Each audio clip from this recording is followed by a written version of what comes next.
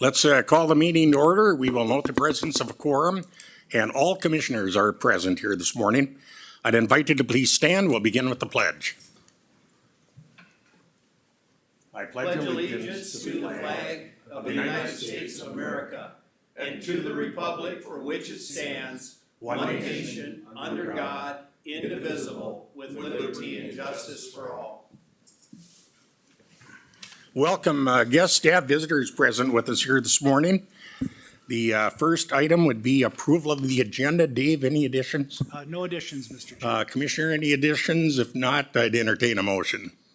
I'll make that motion, Mr. Chair. Commissioner Sample moves the agenda. Is there support? Support. Support by Commissioner Kearney. Any discussion? Hearing none, all in favor say aye. Aye. Opposed, same sign. Motion's carried. Agenda is hereby approved. On to citizens' public comment. Are there any comments or requests from visitors this morning? Second call, comments or requests from visitors? Third and last call, are there any comments or requests from visitors? Hearing none, we'll proceed to the consent agenda.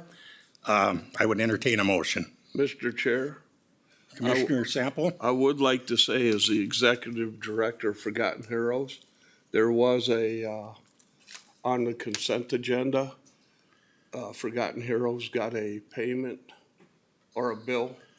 A It's on the refund. bill of the consent agenda, so I will be abstaining from that, from the consent agenda. Okay, thank you, Commissioner, for that disclosure. I'll make a motion, Chair. Motion on the floor by Commissioner Carney approving the consent agenda. Support. That motion is supported by Commissioner LaVisca. Is there any discussion?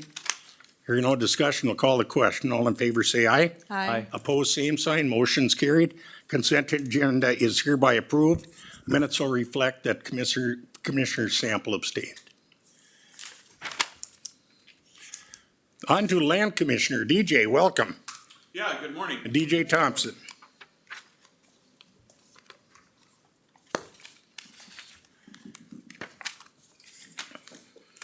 Yeah, just a quick item for you here this morning. I was gonna run it through the consent agenda, but then I started looking at it and we haven't done one of these since we had the Emily Trail Connector. So I figured I would come and at least kind of give the board a little idea on what's going on. But when there's an ATV trail, or in this case, actually a motorcycle trail, that's going in and it's going to be on county land. If it isn't something that we are going to be managing or maintaining, the club that is sponsoring that trail needs to have a trail permit from us. So that is what this person has done. This is Marissa Martinson, has applied for an easement essentially for a motorcycle trail that is going to actually kind of starts in Kanabec County, works its way up north into Aitkin County a little bit. So the trail is 3 phases that they are planning on it. Some of the trail is already there. Other parts need to be built. The trail section that's in Aitkin County is mostly there already. But so they have gone ahead and put this application together. They have already sought and received DNR approval to get grant in aid funds for their maintenance. So they will be allowed or will be able to apply for grant in aid maintenance funds, which is really nice. The motorcycle portion of the grant in aid is actually doing very well with money. The snowmobile grant and aid stuff, they are not accepting any new trails into the grant and aid program. The ATVs are almost at the point where they are not accepting new trails. The motorcycle portion of the grant and aid funds, however, they are accepting more trails and certainly would like to see more off-highway motorcycle trails. So, Commissioner Westerland? So DJ, is this like dirt bikes? Yes. All motorcycles? Okay, yep, primarily dirt bikes. okay, Yep. thank you. Mr. Chair. if I may. Commissioner Sample. So their portion of their trails, will you say there already a lot of them are done in Aiken County? Or is that township roads? and logging roads? It is partially logging roads and then through the woods. They are not on any township roads. They are not on any county roads. So they're utilizing our previous logging roads. In the area where the trail is, we have a lot of planted pine in there. So we've had a lot of past forest management in there. And it actually makes for good motorcycle trails, off-highway motorcycle trails, because the trails don't need to be as wide as they typically would for four-wheelers. I get that. I ride a lot of bike. Mm-hmm. And how do our loggers feel about that? So typically, if it's logging season, the trails are closed and they're gonna be posted if we have any logging that's in there. The off-highway motorcycle trails are gonna run on that same cycle as the ATV trails, so it's a May 15th to an October 31st timeframe on there, so. But I also know how bad motorcycles can tear up a road that a logger's building. Right, yep. And that's why we like to see and make sure that there's a trail sponsor and that they do have a funding option for trail All right, maintenance. that was my question. was my Thank you. Commissioner Carney? Nope, that was my question, as long as we have a plan in effect to maintain Correct. the damage that it's gonna cause. Because the loggers are paying to build them roads. Yep, and that's why we require that trail permit so that we know who the trail sponsor is, and in this case, it's the Norseman Motorcycle Club that has signed in with DNR, is the trail sponsor and are responsible for the maintenance. The county is not responsible for the maintenance, so. Thank you, DJ. Yep, and the trails don't affect any of our forest management in that area, so, like I said, my recommendation would be for a motion to approve that trail permit for the Norseman Motorcycle Club. Commissioners, Commissioner Westerland? Dave? Dave? Mr. Chair, DJ, is the permit indefinite until Correct. canceled? Yes. Yep. Thank you. Barring any other comments or questions, a motion would be in order. I'll make a motion to approve. Motion on the floor to set effect made by Commissioner Westerland. Support. Support. That motion is supported by Commissioner LaVisca. Any further comments, questions, or discussion? Hearing none, we'll call the question. All in favor, say aye. Aye. Opposed, same sign. Motion's carried. Thank you, DJ, Yep, thank you, commissioners, and that was all I had for the morning. and best of luck with that endeavor. Yes, thank you. On to Environmental Services. Director Andrew Carlstrom. Welcome, Andrew. Good morning, Chair. Good morning, Commissioners. Morning, sir. Morning, Andrew. On this beautiful morning, Yes. spring morning. All right, first item on the agenda is to approve out-of-state travel. So on November 25th, 2025, the Aitkin County Board approved a 3-year contract service agreement with Schneider Geopermits to utilize their permitting, licensing, and land use software platform. The service contract includes registration, airfare, and hotel to Schneider Users Conference. Registration is valued at $500 and the conference hotel rate is $215 per night. The Empower 26 conference is scheduled for September 28th through 29 in Savannah, Georgia. Shannon Weebush, Office Assistant, and Andy Bober, Zoning Officer from Environmental Services, to attend this conference to further learn best practices and future technologies. Shannon and Andy's exemplary service, their dedication to duty have been instrumental to our initial setup of this new software. So board approval is required for any out-of-state travel, and I just want to say that they have done a fantastic job. We're right on schedule. It's learning a whole new platform, so we're going from digital to a different digital platform, which is kind of the hardest move. The easiest move is going from paper to digital. So they have done a fabulous job. And so requesting a motion to approve out-of-state travel for Shannon Weebush and Andy Bober at no cost to Aitkin County to attend Schneider's Users Conference in Savannah, Georgia. Mr. Chair, I got a question. Commissioner Sample? You said at no cost to us, but you just got done saying $215 a night hotel rate and a $500 registration fee. Yeah, that's what it's valued at. But This is- we still gotta pay for motel and air flight, right? No, sir, no. They pay it out. They're gonna do it on Zoom? They're Mr. gonna Chair, be going down there. Dave? as part of our contract to implement the system, they included this training for funded. our staff. Okay, It's- that's what I was curious about when we have, It's- when we have dollars put in here. And that was included just as an awareness of what is the actual value of this training. Okay, Okay, thank you. Dave. excellent, Yes. thanks. I'll make a motion to approve this. Okay, we have a motion on the floor to set effect made by Commissioner Carney. Support. That motion is supported by Commissioner Sample. I have a question. Commissioner Westerland? So is this the software we're using right now? Yes, we're transitioning through 2026, so we're kind of in both realms right now. We're still in RT Vision. And it's so small.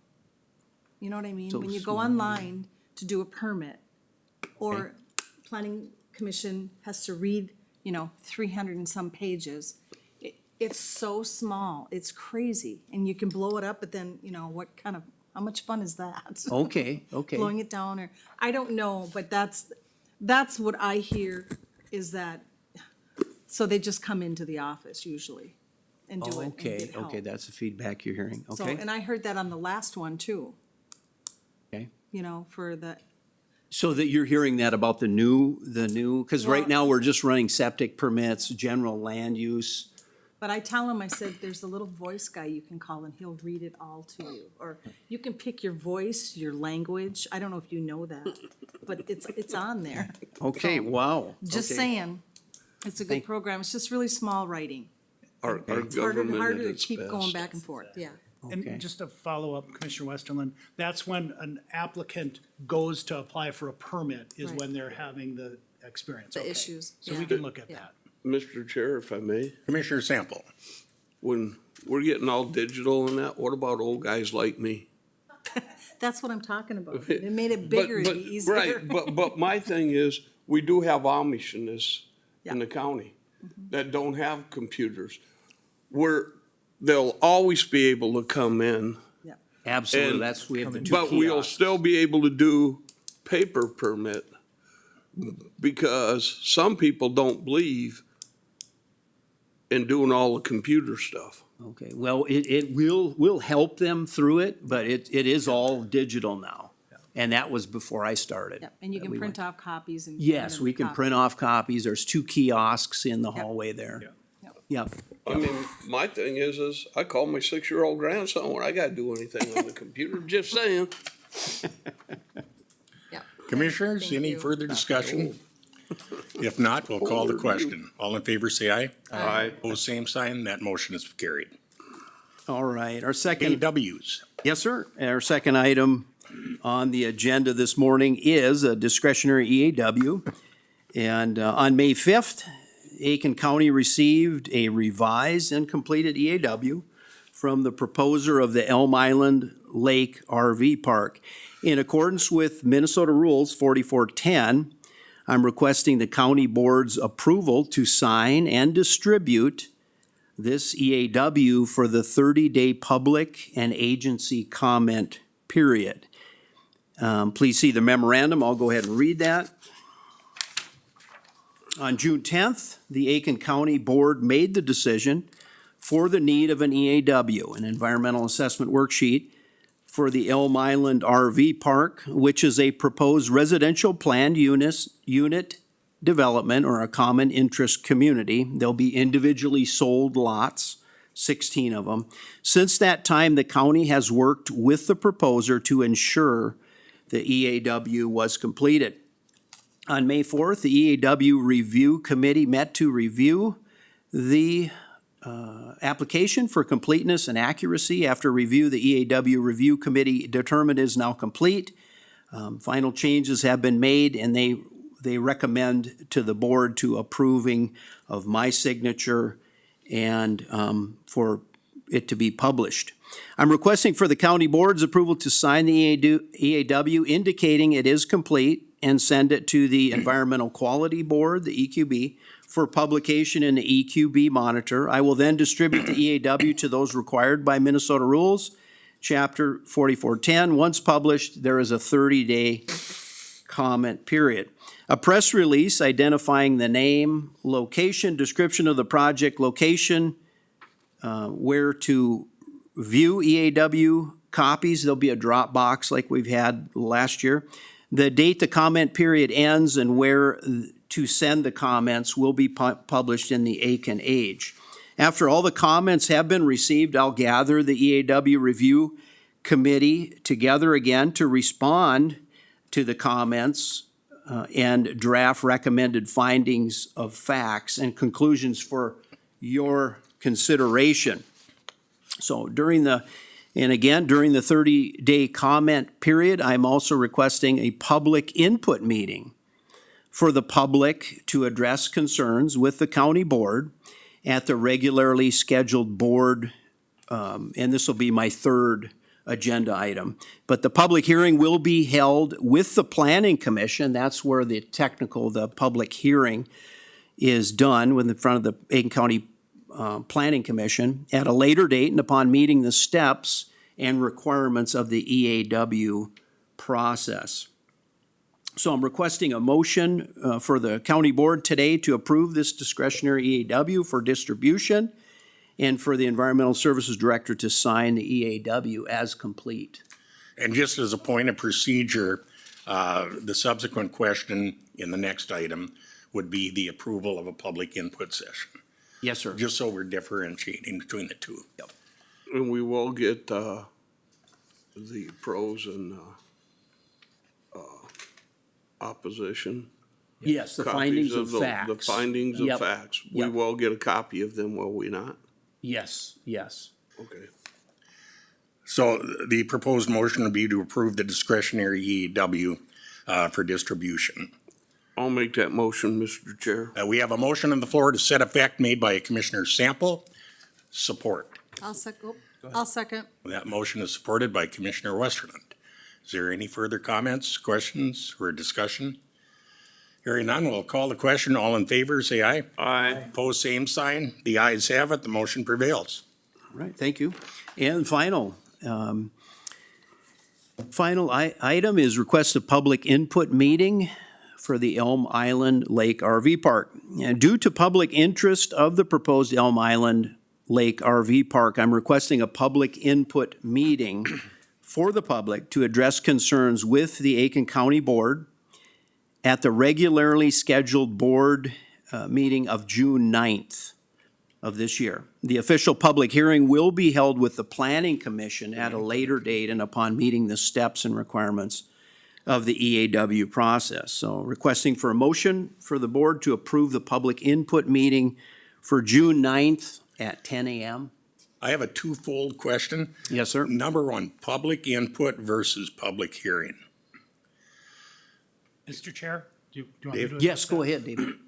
So Andrew and I talked about this, and we wanted to have a different term because there's legally required public hearings during this process. This is not one of them. This is just an optional opportunity for commissioners to get feedback from residents on the process. The way it's timed out with June 9th, that will be during the public comment period on the environmental assessment. Yes. So if people come to the meeting and have comments, if they want those comments to get into the official record, they'll still have time to get them into that official record. And that answers my subsequent question, Yes. which would be the 30-day time period for notification, Yes, sir. not required for the public input per se. And they can use email also, right? Or does it have to be, they have to show up? Well, It's With more re- input than yeah, hearing. so It's an open comment. commissioners receive input, I presume, on a daily basis, you know, whether it's email, phone call, whatever. Okay. This is just recognizing that this has been an issue of public interest in the community. Andrew thought it would just be good to give an opportunity for an optional format for people to come and share their thoughts. Okay, Yeah, with the intent of providing extra transparency yep. and comments, so, yes. And this would be for the June 9th, Tuesday, June 9th. Let's establish a time so it's publicized. You said 10 a.m.? Yes, yeah, requesting 10 a.m. Okay. Yes, sir, question? Yeah, I might be here at the wrong time or whatever, and I understand all this. Could you state your name, please, for the record? Should I stand up? Yes, so the microphone. My name is James Drake. I'm an Aitkin County resident. A question to you, you know, you're checking on this permitting and everything on the land.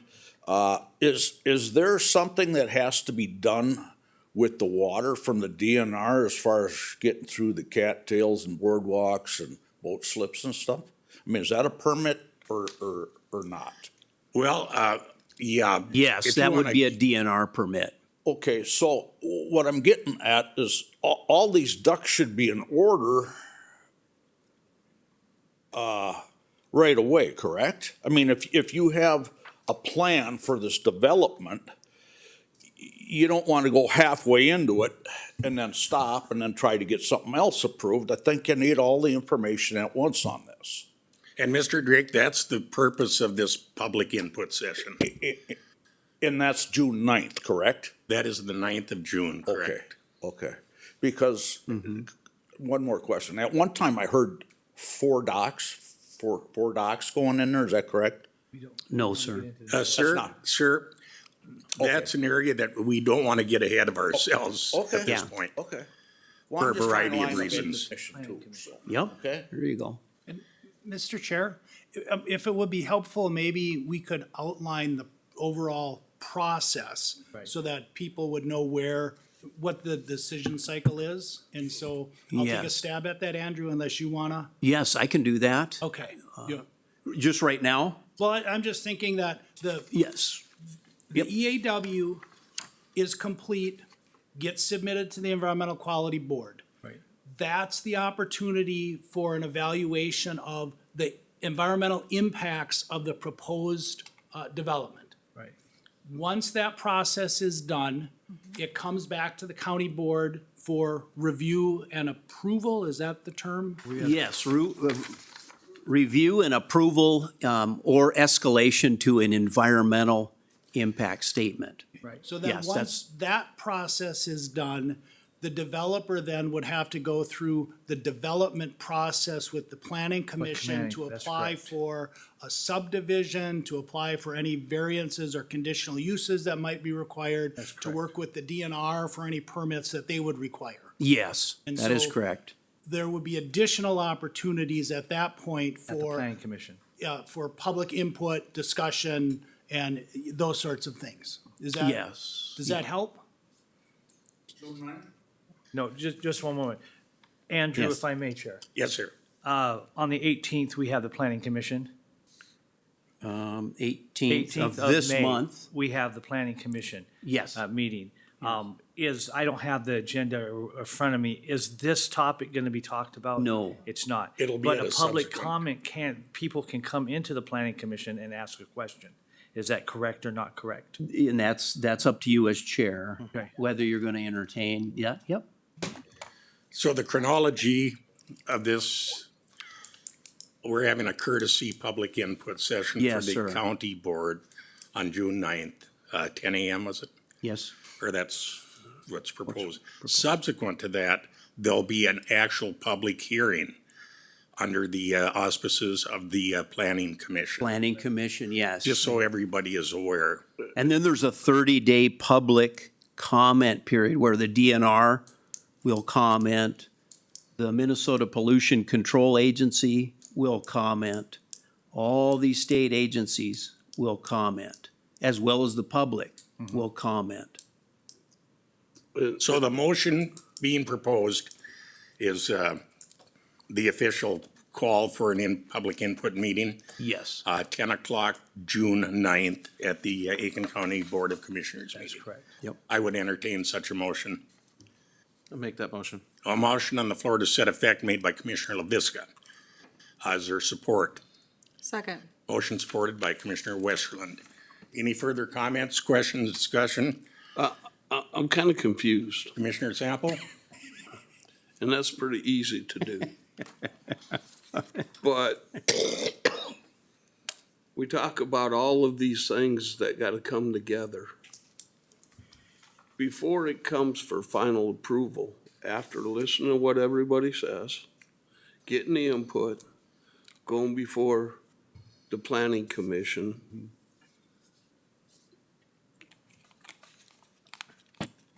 I guess, where does the DNR and them guys fit in this before it's approved or disapproved? In the planning. They're gonna provide, public comments. Right. Yes, but yep. Does the planning commission get that? Yes. Yes, everyone will get that. You So, will get that but I first. get it. But what I'm saying is when the planning commission has to make that recommendation to the board, Right. the DNR, the MPCA, and everybody already has Their inputs. their input. So when the Yes. planning commission votes on it, they have all the information in front of them. It just kind of, when we were talking here, sounded like, well, we'll get this after this and after this. I'm just trying to say, when do we get all of the information for the planning commission that makes a recommendation to this board? When do they get all, they have all of that before they make their recommendations, right? Yes, and I you're, just wanted to clarify that, Mr. Chair. I was kind of confused on that. Thanks, Commissioner. yes, yep. And if I might also, and just for the public, you guys will have an opportunity, the public has an opportunity at the planning commission prior to the approval of the planning commission, sending it to the Board of Commissioners. So you'll have ample time for your comments, concerns, questions, et cetera, and answers, and we'll have all that documentation from MPCA, also from DNR with their inputs in there before, and then in the conditional uses, so. Correct, Andrew?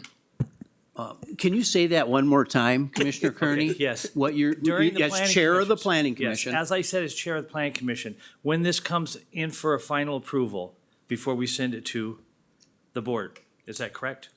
No, it's gonna have a 30-day comment period. Everybody can comment Correct. on 30 days.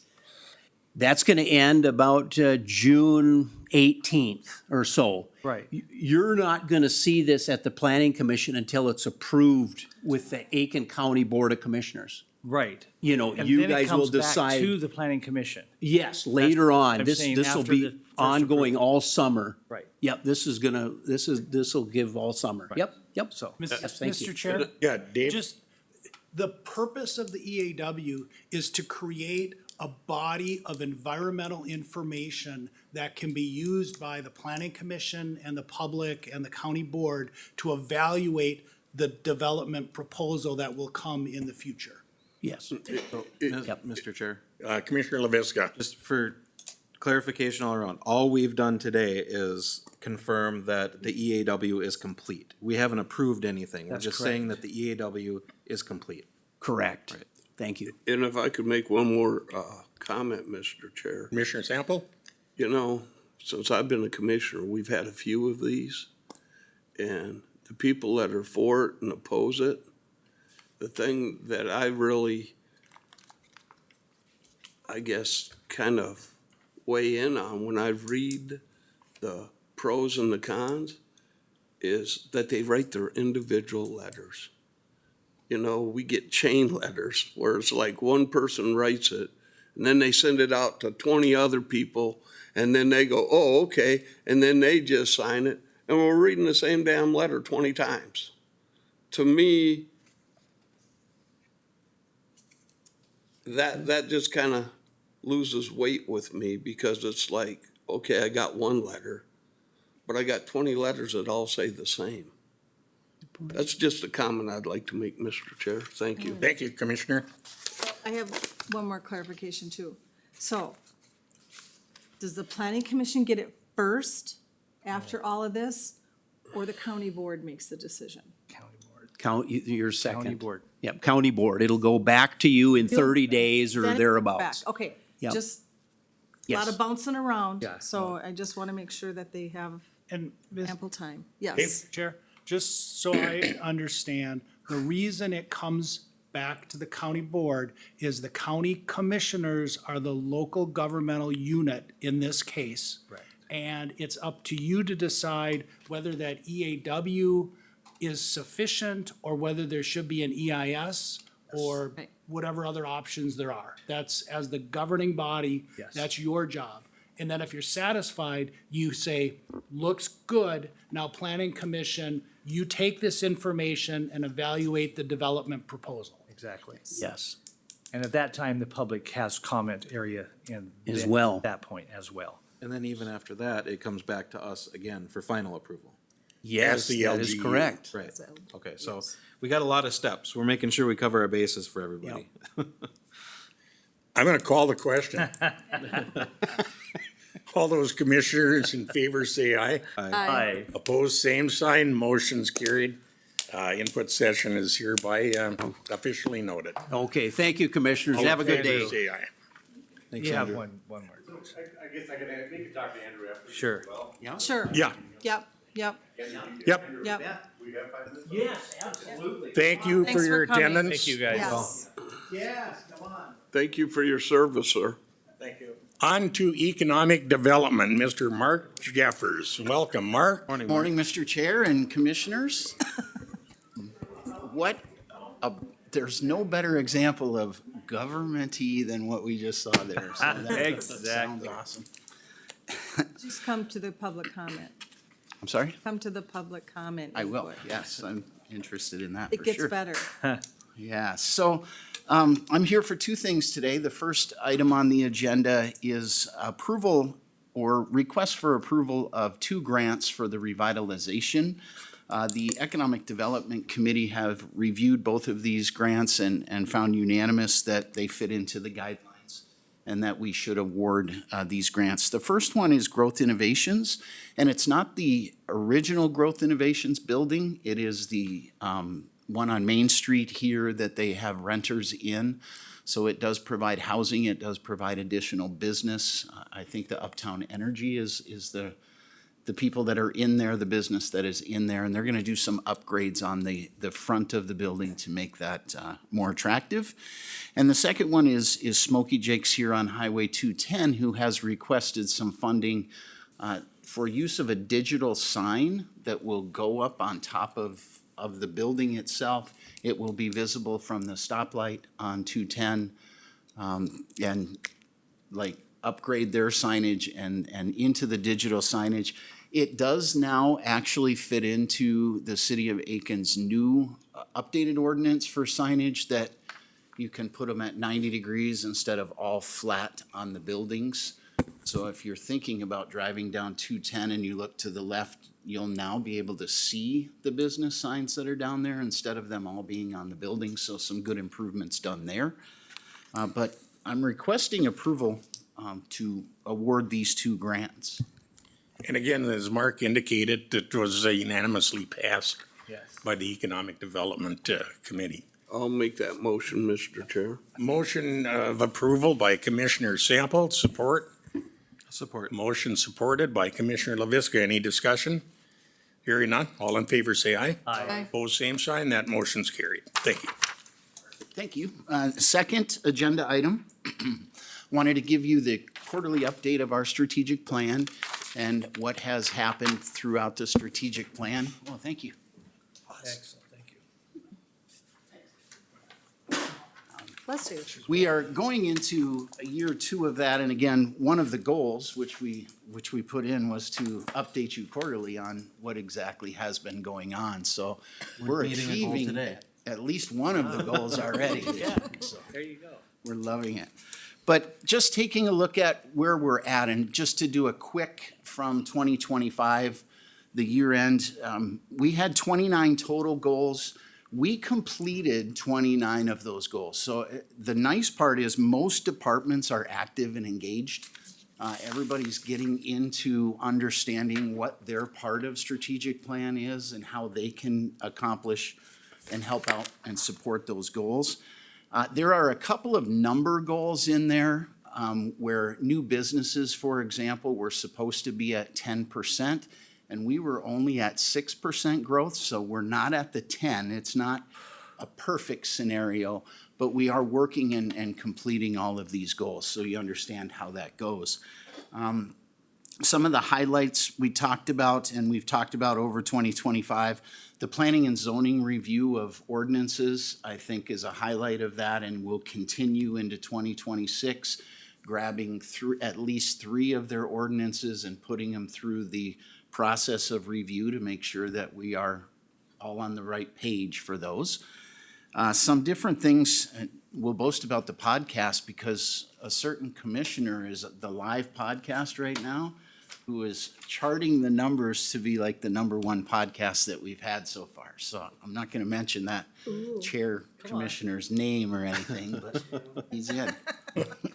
So, Interesting, surprising. yeah, it's actually been 77 podcasts that we've done. And remember, there's one a week and it's at 0 cost to the county other than an hour of my time to do those, to record those and edit those. Very simple. $1,000 an hour? How many? 1,000? I'll take that, sir. I'll take that. No, it's been very easy to do. And I think hearing from the community, and I'd love to hear opinions outside of mine because I'm only hearing from the people that have done the podcast. They think it's really good information. They think it's getting out there and it's actually doing what the strategic plan asked us to do, was create better outreach to the community. So How many on the average people outside the courthouse? right now listening, Yeah. we have moved into just above 400 addresses that we can recognize that are not Aitkin County specific employee addresses. That does fluctuate on, between 300 and 400 depending on the subject, but that's about where we're at right now. It's difficult to get an exact number because we're taking some of that from the website and some of that from the YouTube views. So we're trying to combine those things and work the best that we can. But I'm very comfortable with that number between 300 and 400 every week that are listening to those. And when we do the Local Voices series, which we kind of expanded into that a little bit to get some community leaders in there, some business people, we are getting more on those obviously than what the internal departments are. But I think it's really important to continue with those internal departments on what they do.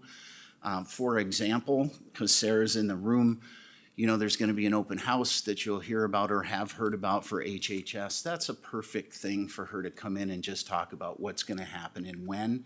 It's just another way to communicate and advertise, like sending it to the paper and putting out the press release. We can do that live on a podcast. It's just another way to communicate. So that's the podcast. And then I really want to compliment your human resources team and department for the talent acquisition and development things that they were doing.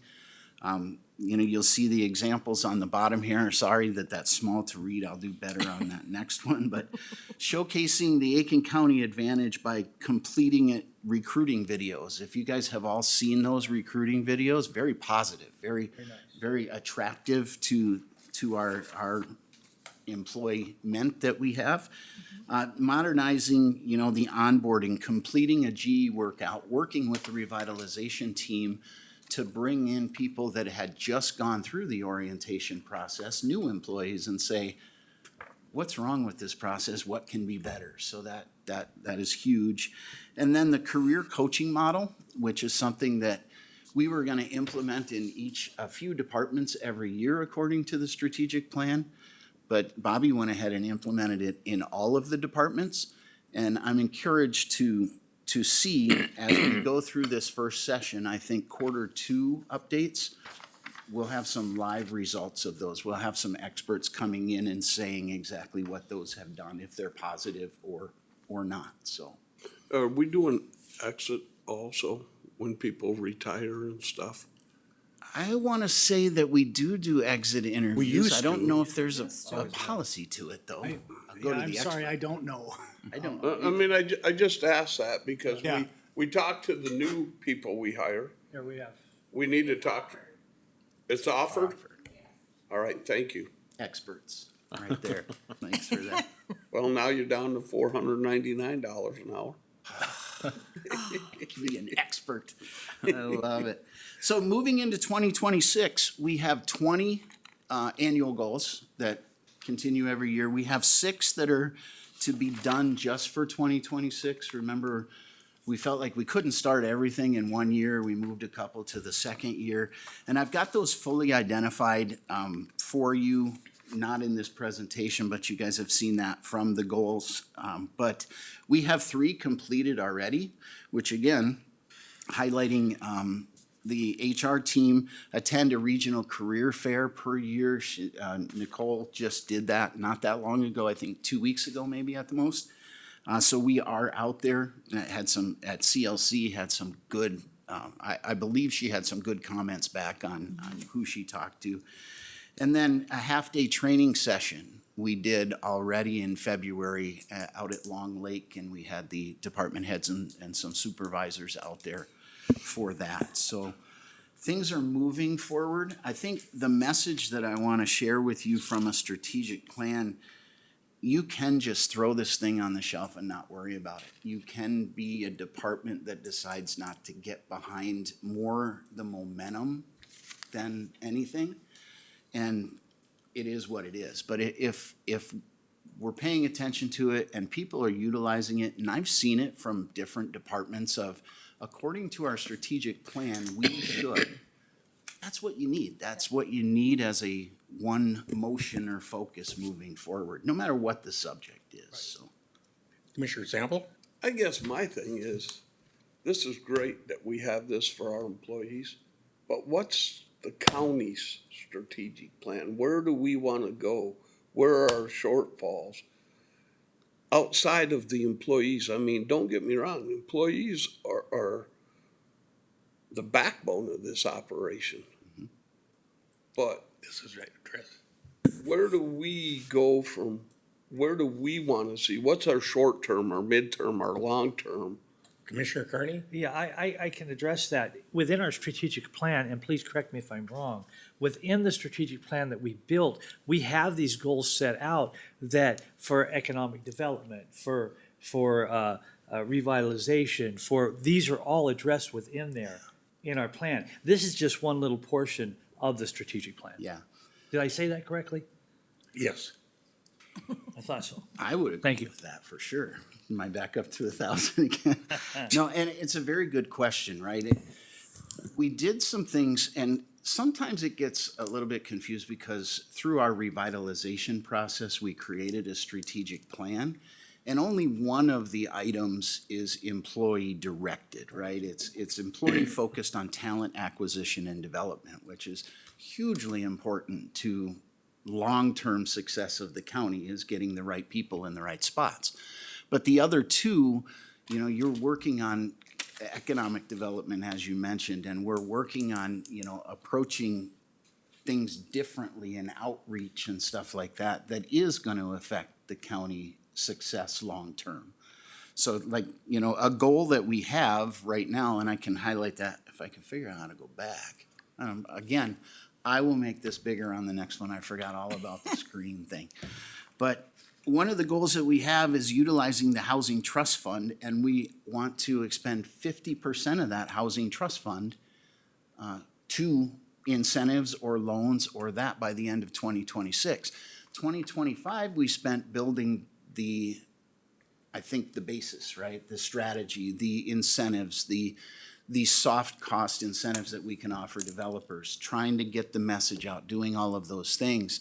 Now we want to spend that money on good developments in the area. And I just found out from the auditor, our latest number is 236,000 that we have in our housing trust fund from the local statewide health or housing affordability, whatever that is, LAHA, we call it. Mm-hmm. We have that much money in our fund, and I want to spend 50% of it in this year. And I think we will easily do that with the developments that have started to gain some momentum in our area, and not just in Aitkin. I love the apartment project, but that ship has sailed. It's open in August. We need other developments to continue to bring that up. Here, So, here. I'll say McGregor. Absolutely. yeah, When McGregor's is a the good one. senior housing Oh, starting? hey, Mark? Did I do that? Did Didn't think so. that. So This just, year, okay. I'm sorry, just The a couple of senior- other goals that I want to make sure, you know, that you're aware of. When we talk about enhancing community engagement, we're developing and piloting a customer community survey to find out what are the things that the community might need that we're not doing, right? Some general questions. Sarah and I are gonna work on that in 2026. See if she's paying attention, but her name's on there. So, and you know, 100% of the leadership team that you have has to go through strength finders, like not has to go through, but we want a consistent leadership message across all of your leaders. So we want to make sure, and Bobby does a wonderful job at getting those kind of things done. Yeah, so different things like that. We want to complete, you know, at the next meeting update, I want to complete and share with you how that career coaching went. That was a big deal. If you think about taking performance evaluations and changing them to a different format, and asking your employees and supervisors to be able to do all of that change. I'm hearing that it's a positive change, and I want somebody to come in and talk with you about that. That's Mr. an Chair? expert. Dave? That career coaching piece has generated feedback to the organization that, of some ideas that have gone to the revitalization team that are being considered and implemented, which is an outgrowth of that career coaching that I never had on my radar, right? And so I think that is wonderful that we have definitive proof that this career coaching has generated new ideas and new input, and the revitalization team is able to take that and do something with it. Yeah, thank you for that. Another expert that we have. I love it. It's going down. Man. That's tough. Okay, that's the end of the presentation. I can't go any more than that. Just keep in mind as the last slide, and I put that up there earlier, we got the 3 plan imperatives: community engagement, economic development. That's gonna be there to raise the success, unified approach to effectiveness, and talent acquisition development. Most important in all of that is the internal development of your team. So we just had, through revitalization, I will give you one more thing, our first lunch spotlight, How was that which yesterday? is created by the revitalization team. It's outside of the health promotion team. The health promotion team does wonderful things talking about healthy and do this and do that. We just want to get together with employees to teach about what the other departments do. It's not required. It's a voluntary during your lunch hour or half hour if you want to come in and see a presentation. But the first one was done by Community Corrections, right? Their Oh, it was probation. phenomenal. And thank you for attending that. I appreciate that. They came and talked to us about what they do. And I think it's part of that revitalization, everybody getting to know what the other departments do and how we can support each other is a huge thing. And again, no dollars, that doesn't cost any dollars to anybody. It does take time for the department to commit to putting together the presentation, but they do that because they want people to know and they want to highlight themselves, so. Yes, Commissioner Westerland? I think it's important for us to try to go to these because we can't know everybody's job. Exactly. And there's so many newbies. I mean, it's just, Yeah, it's good to sit and visit with them. I would suggest it, but Yep. yeah. Yeah, if I might, Chair. I was happy to go to this yesterday, and I was pleasantly surprised at the depth of information that they provided at this 30-minute meeting.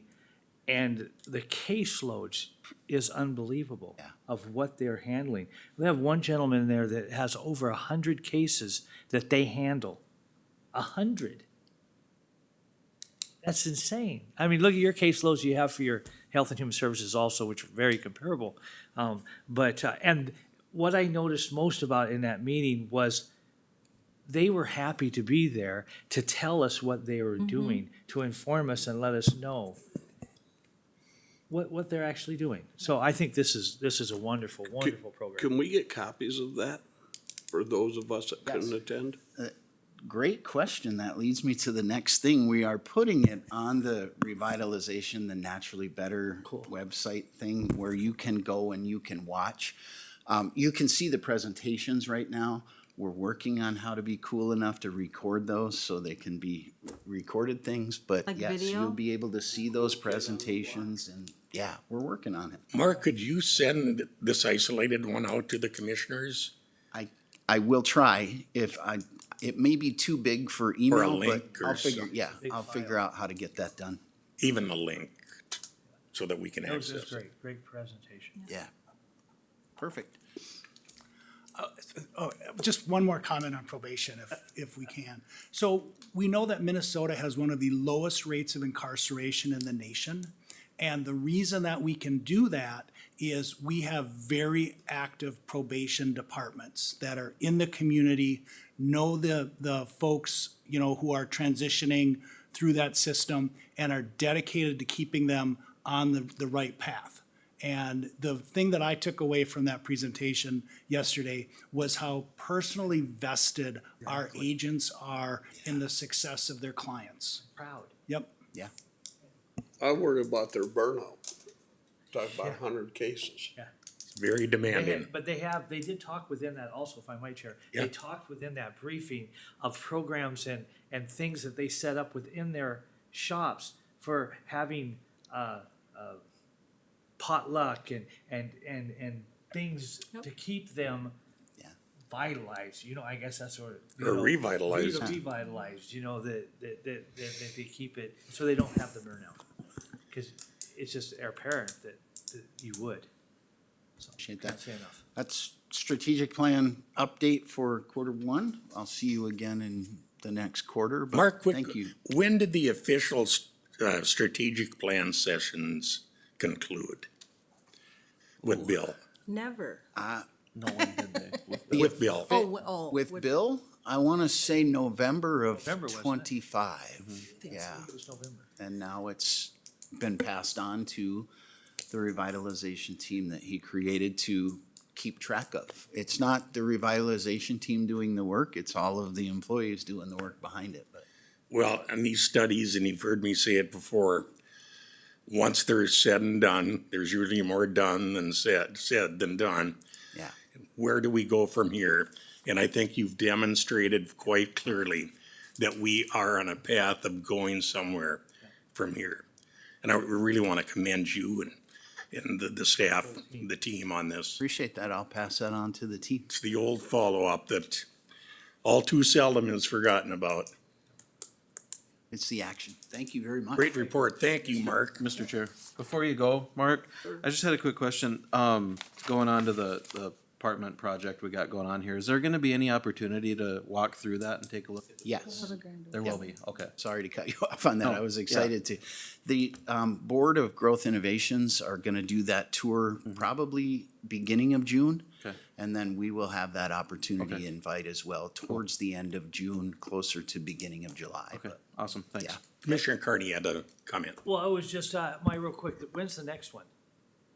The next. Like, we had probations yesterday. Yes. When's your scheduled next They, one? they put them out for quarterly, so we're going to do one, I believe it's in June. Yeah, I can get you the final date No, of that. I'm sure email will come out. I'm just Yep. excited about it, so. Yeah, cool, thank you. Thanks very much, Mark. Yeah.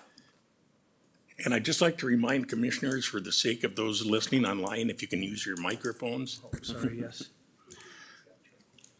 On to County Auditor, Dun, dun. Kathleen Ryan. Welcome, Kathleen. Morning, Kathleen.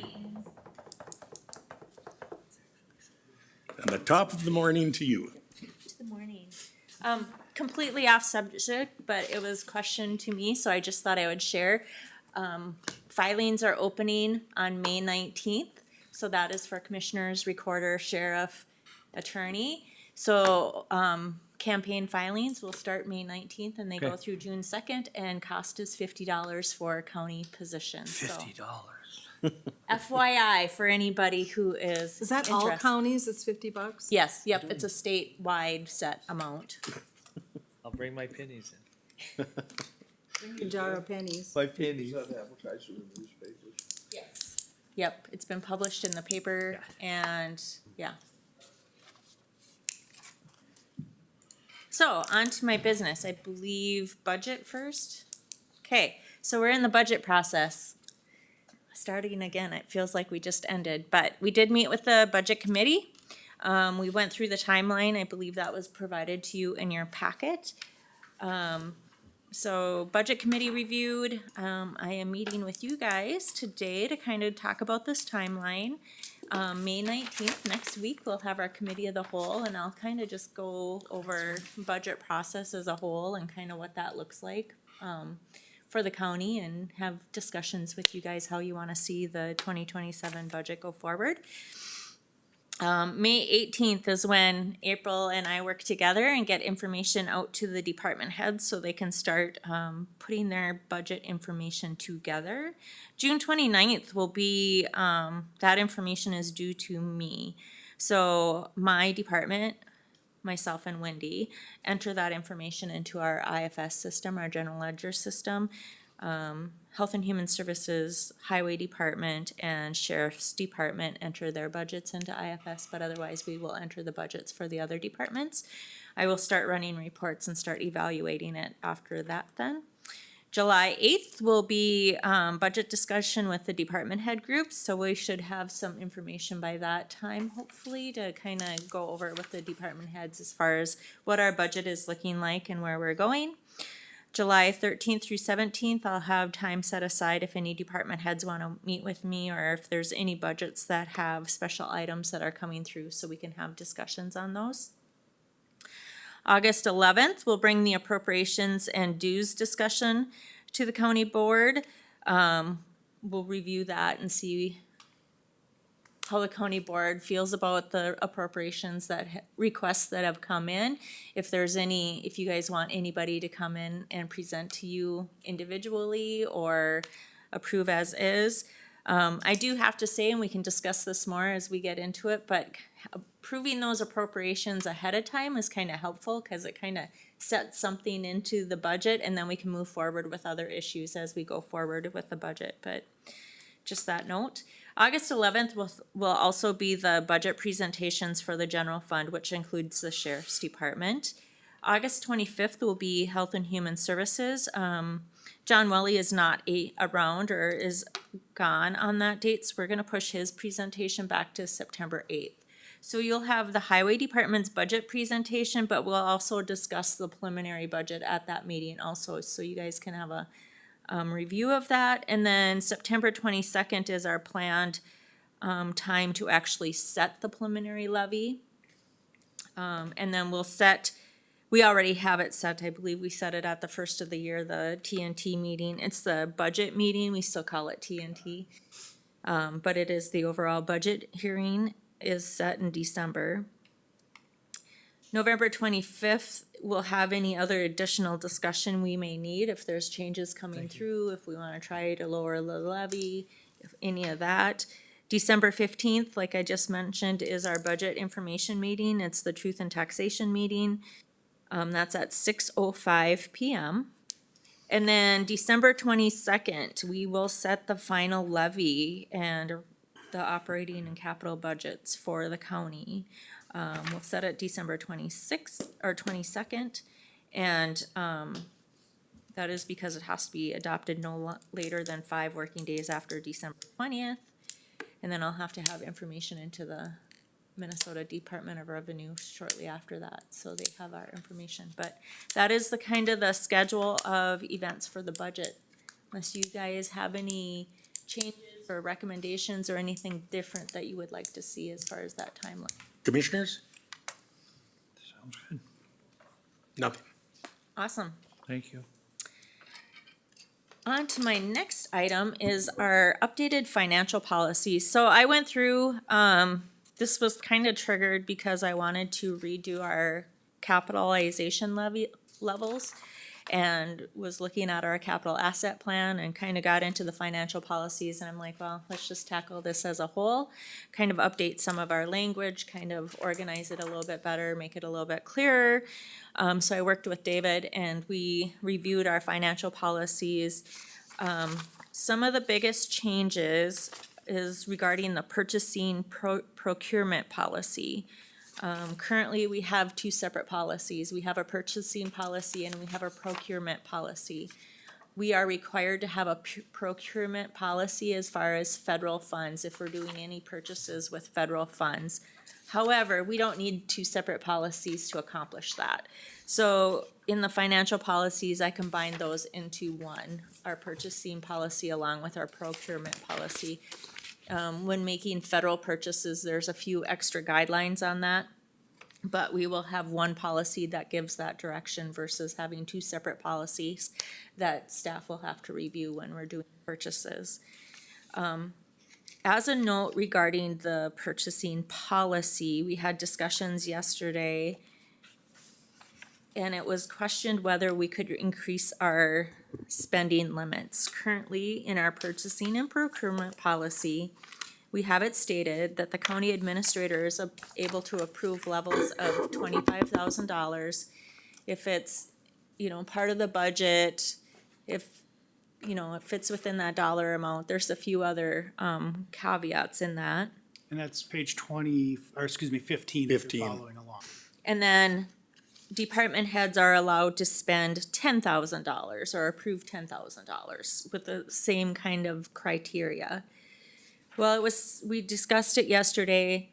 It's not in the policy that you guys received, but we're wondering if we should increase those levels. So the county administrator's level would increase from 25,000 to 50,000. And the department head level would increase from 10,000 to 25,000. This is a recommendation just because the previous levels, department head 10,000 level, county administrator 25,000 level, was set many years ago. We know there's been inflation. We know there's other things going on, and as department heads are trying to do business, does it make sense for them to have a higher limit to be able to do their business within their budget? And Mr. Chair, to clarify, those limits only apply to items within the budget. They've already been budgeted. Right, it does Budgeted not item. authorize expenditures beyond the budget. Yeah. Okay. Line item, Not necessarily a line item, because we don't necessarily, our budget is as a department budget versus a line item. just to play the devil's advocate, how often do we encounter situations where it exceeds the current limits? Well, I think it's not typically an issue because department heads usually are pretty good at knowing what those limits are and making sure that they're following the right procedure. I think the $10,000 limit at department head is the one that sometimes requires what seems like an unnecessary step where I need to get in and capture those between 10,000 and 25,000. And those typically are things that are not significant in the context of the budget, like the highway department, if they're gonna buy, a $12,000 thing, right? So I don't know. I think it's a good suggestion, but I don't know that if you wanna do it or don't wanna do it, that it's gonna change a lot. I think it's recognizing that over time, based on inflation, $10,000 from a decade ago is way less than $10,000 It today. doesn't even begin to buy the tracks on the backhoe. Okay. Or gas. Those limits show up on page 15, also on page 18 and 19. So do you want just like a yes or no from us, or do we have to Well, vote on I this? think or- what she's looking for is initially approval of the financial policies with the amendment not heretofore indicated of the increase in limits respectively, Yes. 10 to 25, 25 to 50. Correct, Kathleen? Yes, that is correct. And that would be the motion that's being requested. I'd make that motion. Okay, we have a motion on the floor to set effect by Commissioner Sample, approving the policy as amended. I'll support that. And who supported? I'll support that. Okay, Commissioner Carney supports. Further comments or questions, discussion? Not, we'll call it. All in favor, say aye. Aye. Aye. Opposed, same sign. Motion's carried. The updated financial policies are approved as amended. Awesome. Thank you very much. Good work. Thank you, Kathleen. Dave? You guys have a great day. Thanks. Thanks. You too.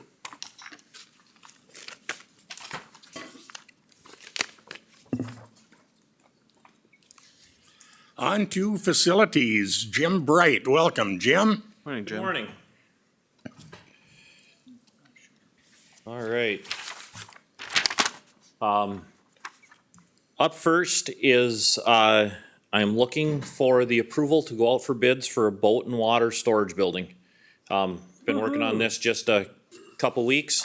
So, Couple God, yeah. years, yeah, It's the so, 5-year anniversary, isn't it? yeah. something like that. So, yeah, this is the replacement of a building that went down. It used to be at the fairgrounds, sat right across from where, the land department is. We lost 4 buildings, on a day in May, was straight line winds. Came through and leveled 4 of our buildings down there. So this is the first one of the replacement from the FEMA dollars.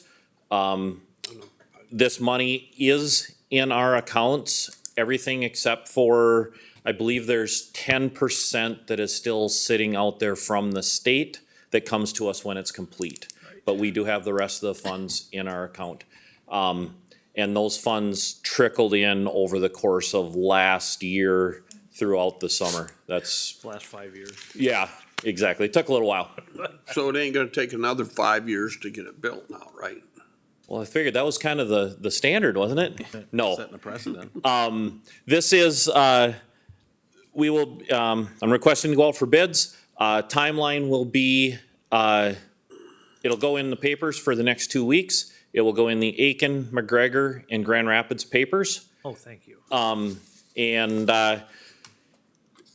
this building is gonna be built on the lot right across from the government center here. We are tearing down what used to be the old highway department building. That is the only building that is being torn down. That building originally sat where the jail is, I guess, and was moved once already back in the 70s.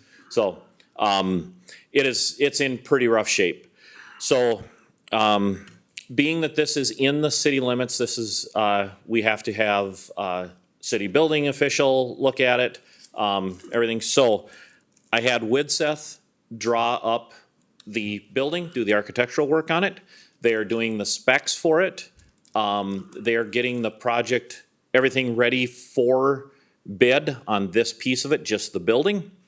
And then, John Welly and I have been working together, and we are putting out a request for quotes on the electrical, on the plumbing, heating that's going in the wash bay portion of it, and then, the demo of the old building. So we're kind of teaming up. Widseth's doing some of it. We're doing some of it from the county to save some money, but it's a group effort, so. And then, from FEMA in insurance, we have, like 503,000, I don't remember the exact dollar amount. And then we had 200,000 that we had set aside from general fund to help with the wash bay side of it, because FEMA's gonna replace what we lost. They will not replace the addition of extra square footage and the extra wash bay. So we had set that aside. Once we get all of the numbers, I will come back and request that money again. But that was the plan, was using, an expected fund balance usage. And we had put 200,000 in, not knowing what bids are gonna come back at. So we will discuss that when I come back with actual numbers that we get. Commissioner Sample? I got 2 questions. Yes. First one, in the sheriff's water boat garage, he has evidence and other stuff stored in there. What is our plan of action to keep that stuff secured as we're tearing it down? So I will move the motor pool vehicles outside. We will change the exterior locks so that it's limited access to that building. And we will give that building to them for boat and water and evidence during that time. Okay, that was that. And the other thing is, if we can get it built cheaper and keep that $200,000, you'd be my hero. That will- was my questions, Mr. Chair. was Yeah. I was concerned because I asked Dan where stored his evidence, and he said he had a lot of it in the boat and water garage. Mm-hmm. That we keep that in mind as we move forward. Thanks, Commissioner. And in the motor pool building, there's actually two rooms to the south. We have been going through old books from, that happened to be assessors that were in that room. And we have disposed of 95% of those. Some of them have to get sent down to the State Historical Society, but over the course of the winter, we have been thinning those books out. So we've actually got another small room back there that's got shelving in it for smaller items that he's got that we can just dedicate to his evidence as well. So, All right, thanks, Jim. yeah, once I get the bids and stuff, I will get together with Dan and Heidi and we can take a walk around and see exactly what they need, how they're gonna do it. But it is, of utmost, most importance to make sure that their stuff is secure. Commissioner Westerland? So how long does evidence stuff have to stay here? I think it all depends on, and I'm On not what sure. it is or Yeah. what it, Yep, I mean, like what kind of stuff are we saving? I have no It's idea. not all paper, No, I think it's items that have been been here confiscated for, a long time. some of them are recent, yeah. See, we could sell some of that stuff and make money. Capitalist. Well, I mean, if it's over, I mean, if it's I just think they gotta holding it. keep it for so long, from my understanding, and I mean, Depends on the case. don't take it, yeah, for appeals or whatever. Yeah. Yep. So, Can we charge them rent? Do we have an engineer's estimate? so they estimate the building itself without the plumbing and the additional space. The estimate was at like 390,000. Yeah. We're estimating the whole project's gonna be around 550. But that's an estimate, and these numbers, I actually was just on the phone with Travis, from Contegrity Group, and he has bid a building similar to this 3 weeks ago, and he's actually driving to one this morning to bid.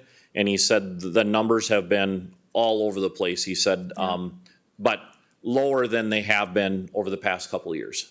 So that's a good thing. Contegrity has been a darn good friend to Aitkin County. They, it's amazing. I mean, obviously we're working with them with HHS right now, but I can call them 2 years from now and Travis will pick up that phone and any question I got, he's right there. He can either give me the answer or he's like, nope, but I worked with this guy and he knows something about it, and yep, no, that's what you hope to get as a relationship like that. You bet, Dave? And just a reminder that there will be a cost for the demolition as well, so it's not just You the just construction. read my mind. That was my next question. So that, potentially, sometimes demo on a building like that with the steel, you will get contractors that will bid a negative dollar amount. They will pay you for, depending on what it looks like. Just So, to take the scrap, man. yep, for the scrap metal, or if they figure they can reassemble that building, put new sheeting on it, whatever the case is. That would be my hope. I'm not expecting that, but you can always hope. Somebody can buy it and move it. Yeah, exactly. Yeah, and we're, John Welly was working on that ad and he put in there, it can be salvaged, it can be just tore down, whatever. Another thing I wanna add is, the highway department is helping out a tremendous amount with this building and the buildings coming up, that I'm gonna be doing down at the fairgrounds, with the dirt work. We're just having them tear down the steel structure on top of the cement slab, and the county is gonna take care of getting rid of the slab to help with cost savings, so. I like And- seeing a lot of this internal work that we've started doing more recently, where Wow. we're using As long as they county- allow it. Right. Yeah, Yeah. as long as we can do it. Yes, legally. nope. So much collaboration between even the highway department sanding the parking lot out at the VFW, and Oh, it's refreshing. yeah, I've been here 7 years now, and it is something that I've seen again and again, how departments are working more and more together like they should be, and it's a good thing to see. Another question, we've gone through this with the government center construction, the inspection costs and city, I haven't gotten an estimate on that. I did talk to the city inspector yesterday, and he said, he goes, oh, that'll be a simple, easy one. I said, that means it's very inexpensive. He said, it'll be a simple, easy one, he said. So Yeah. I will be working with him on that, once he sees the blueprints. Because for the government center, it was a very significant amount. And we questioned, considering the fact that we have a hired engineer architect, why do we have to pay for a duplication? And there was significant negotiations in the price of what that building inspection would have been. Yep. And I hope we continue the same pattern here. Yeah. We are paying an architect. We did, over at the Health and Human Services building, he's been doing the inspections over there, Scott. And I've got to say, he has been very good to work with. And there's times when he's coming in, give us partial inspections so we can keep things moving, which he doesn't have to do. So I mean, yes, there is a cost to it, but he has been very good to work with and has helped us out on the project. So it's a good thing. Commissioners, you've heard the request for the approval to solicit bids. Is there a motion? I'll make it. Motion to that effect by Commissioner Sample, support. Support. Commissioner LaVisca supports. Any further discussion? Not, all in favor say aye. Aye. Opposed, same sign, motion's carried. Yep. So then on to a little update on Health and Human Services. I feel like I could give you this update daily and it would change. Things are happening very rapidly now. By the end of this week, most all of the flooring will be in the building. Painting is just kind of getting wrapped up. Ceiling grid, we're starting the last two areas that need ceiling grid this morning. They've got ceiling grid and then kind of like the wood ceiling here in the boardroom you see in the hallways, it's got something similar to that in those two areas. So that was something we kind of wanted to wait on because I didn't have any interest in trying to dust all of that with all the construction dust. So we're putting that in towards the end here. Furniture will be on site Monday morning for second floor. The next week, first floor will come in, and then the following week will be the remaining items there. All of the solid surface countertops are in. They are working on the windowsills, which are solid surface as we speak. We're getting some of the final low voltage wiring data stuff put in. They're putting in cameras for the observation room this morning. So there's a lot happening every day. It's going quite quickly at this point. Next week, they will start working on the ramp that is out front with the cement and everything, getting those ramps poured. If you've driven by it, you've seen the big cement planter that is in there. That will be going away.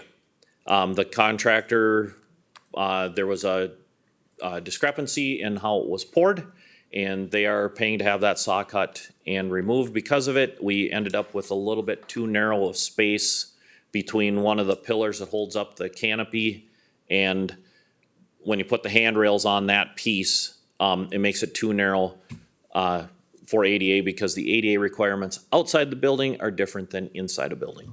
So you will be seeing some changes out there, but those will be coming next week.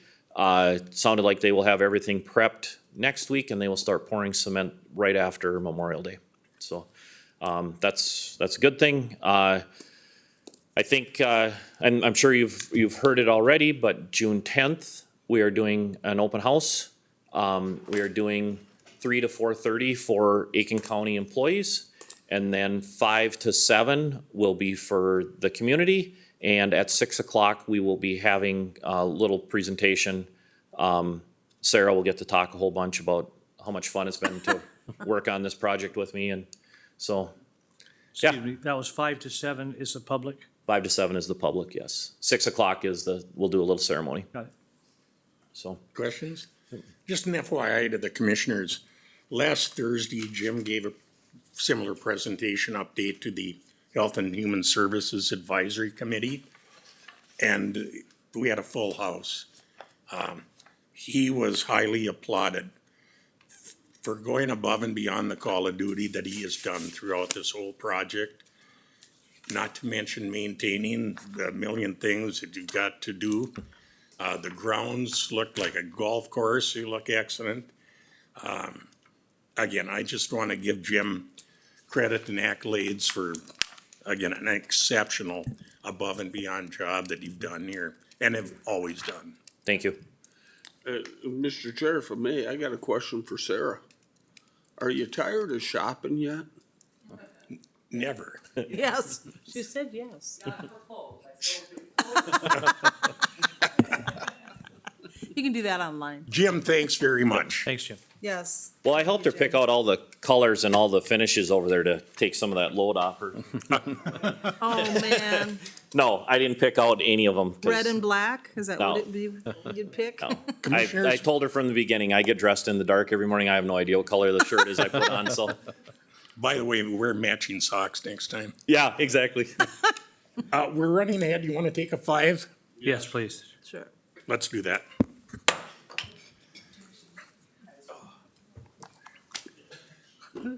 My wife, she's blonde.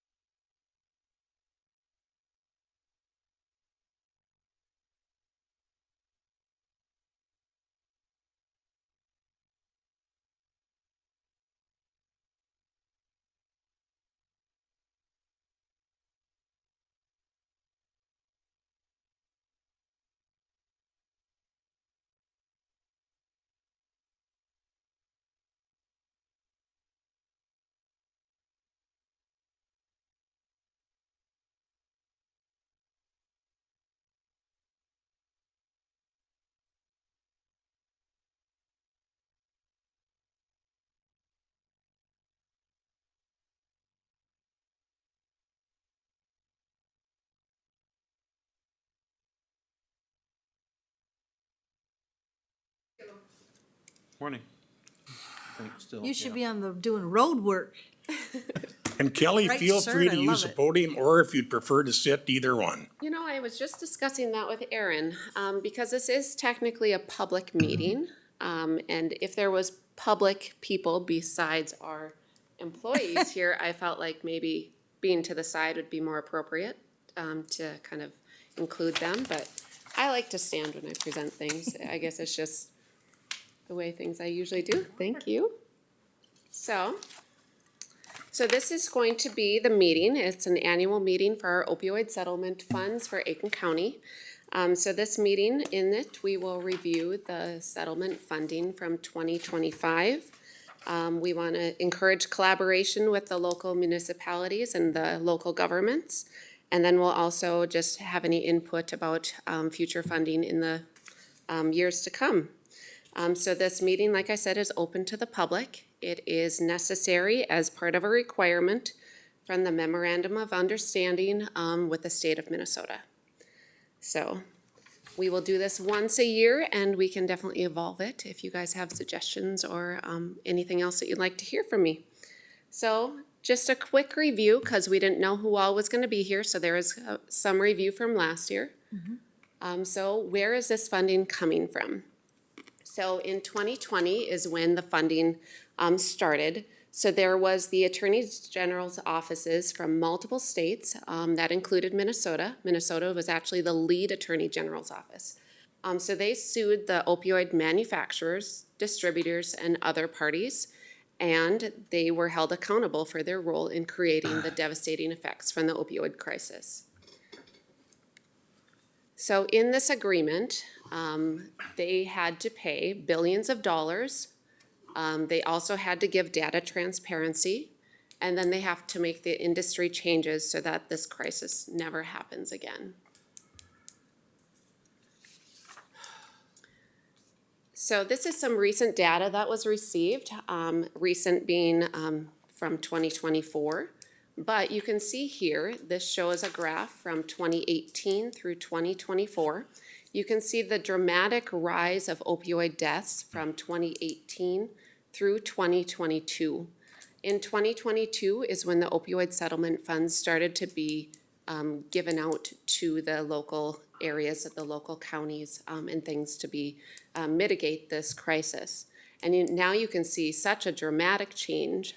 In 2024, we were down to 678 deaths with these changes with the opioid crisis. Still too many. Still a lot. Still a lot. And this is just Minnesota also. Yeah. What's the colors on that chart? I'm On just this? kinda curious. You got the different colored counties. There's It's just so they're easy to see, It's maybe. pretty. Just for- on the state actual, yeah. Yeah, when It's I'm just- looking at the different counties on Yeah, there, Kelly. that is just a pretty picture It of is all the pretty. lovely counties of Minnesota. I was wondering also if it Yes. had anything to do with the numbers of deaths in those counties. or No, not. I'm Okay. sorry for that. No, there Oh, is. no, but yeah, I was no problem. curious. Oh. I'm used to that sound, sorry. I'm like, gosh, am I ringing here? Mr. Chair, Yes, Dave? just one question on the decrease. So since 2020 or 2018, there's much greater availability of like naloxone and those. Is that impacting the death rate? I mean, is it? Absolutely. And so the number, the decrease in the death rate doesn't track as well with the overdose Correct. numbers. Correct. Is there any So- way to suss that out to see? There what- would be more data if you want me to pull it out. Yep, I can definitely find more data. I just felt like this one had a nice impact, and this is the one that they had really pulled out in state data because it had such a dramatic decrease in 2024. But I absolutely can get that data for you if you want it. Mr. I Chair, mean, that- I see like the VA in 23 changed Mm-hmm. from just passing out the Percocet and Oxy, and Yep. I've watched a lot of our veterans struggle. And so much of this all happened because of those lawsuits and the changes with the opioid crisis. Commissioner LaVisca? yeah, I was just gonna piggyback on Dave. That's a good point, just to see the number of total overdoses rather than if we have Let that. me write that down here. I would imagine that's decreasing too, maybe not as significantly, but I imagine it's decreasing. Yeah, And that's really the important number, is then that would drive less And that's impact. not, that's not helpful. Well, and that, I mean, we'll talk about it further, but having less overdoses in general is more of a prevention strategy. Whereas, you know, if you are treating someone that has an opioid substance use disorder, you might be looking at more of the naloxone effect of it. So that is preventing somebody from having a deathly, you know, having a death related to an overdose as opposed to being, receiving the treatment. So since 2020, it is now 2026, and the most recent update was just earlier in May. There have been 21 settlements throughout the nation in which Minnesota will receive the $633 million coming into Minnesota for the opioid crisis. This is just a list of some of the distributors, manufacturers, consulting and marketing, and pharmacy chains that were part of these lawsuits. Kelly, the 633 million, is that forthcoming? Yes, this is over the next, until 2038. Okay. That is in total. So it is a stepped payment. Incrementally Correct. up until that point. Yeah. And so it wasn't divvied out amongst the states on a equal basis. It was determined by the factors you can see here on the board. It was the impact of the crisis on the state, the number of the overdose deaths, the number of residents that had the substance use disorders, the number of prescriptions of opioids within the Minnesota, and then also the population of the state. Commissioner Carney? Thank you. That 633 million, is that still gonna be earmarked for only opioid funds to be used only for opioid focused programs? Yes, that is opioid funding coming into Minnesota. Now, how you look at that, how you define what the opioid crisis is and how you define how you prevent opioid overdose is something that can have many different paths and many different looks at it. Like addictions, Thank you. vapes, cigarettes. Kelly, on the 633, how is that distributed? What is the formula for county distribution? Or am I So- getting ahead of myself? A little bit, but here you go. It was just the next slide. Oh, thank you. So of that 633 million, 25% of that will stay in the state, and the state will use that for their own funding. The rest of it, the 75%, which my percentage is on the wrong side of the 75, that I saw that. Sorry about that one. But of that, we will receive 0.57606%. I mean, when you put that into a decimal, there's a lot of zeros. It looks like a very small number coming into Aitkin County, but it's amazing what that is going to bring us. So with 0.57606%, Aitkin has already received $869,000. And how much of that have we given out, Kelly? We'll get to that one too, yeah.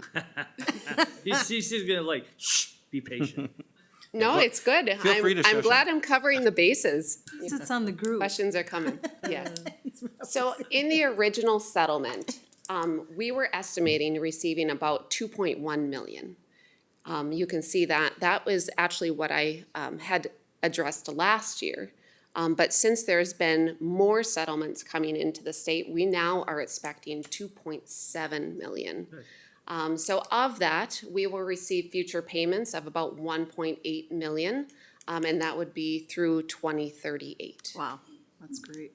And as this kind of shows, if I remember correctly, these were extremely front-end loaded and then went like less overtime. Is that kind of how the payments worked? It all depends on who it is, the manufacturer, the distributor. They were kind of able to front end load. Some of them chose that. Maybe they had a pot of money they were willing to part with.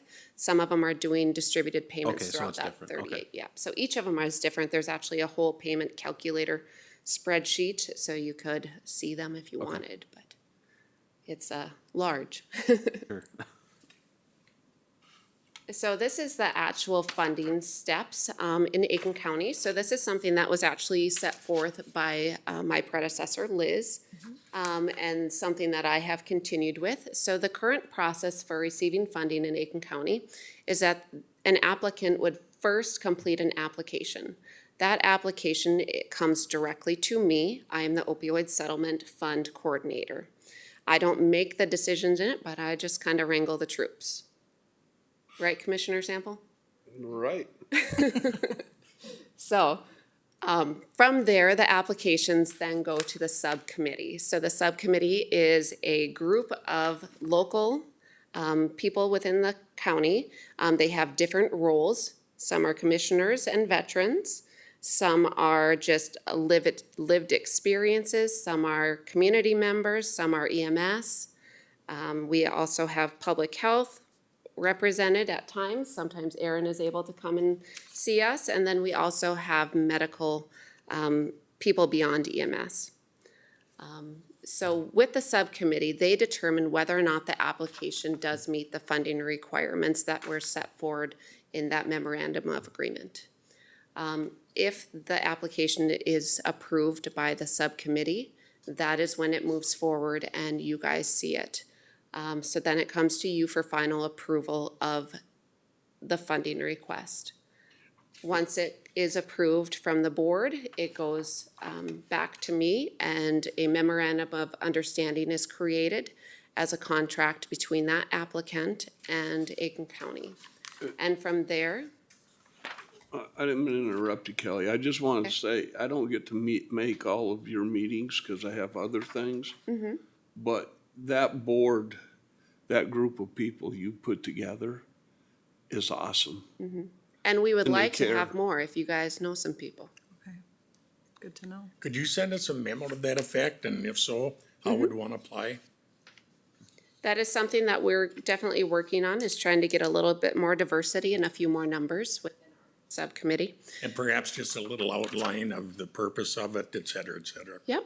History, purpose, future. Or just the application. And I didn't mean to interrupt you, Kelly, but you've done a tremendous job, Well, thank you. just like your predecessor, Liz.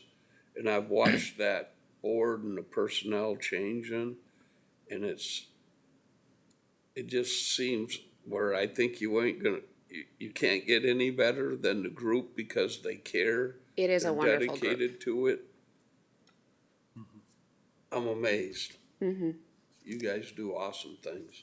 Which is another thing that we are hoping. So they have each been on the subcommittee for terms of 2 to 3 years. So this is something that we're kind of making up as we go. We love the group of people. We love the diversity within our subcommittee. And so, deciding whether or not how long somebody can stay within this role is something that is a discussion within our group also. So. And then after the memorandum of understanding comes funding. So far we have done funding either in a one-time payment or reimbursement of an invoice, depending on what the application looked like, what the purpose of the funding is, and kind of how the subcommittee would like to see that funding brought back to them, whether or not they're given the pot to be spent, or we want to see the action and then reimburse them for that. What are a couple of random examples of where you've expended this funding? I'll show you here. Oh, there again? So first off, we're just gonna summarize how much was spent in 2025.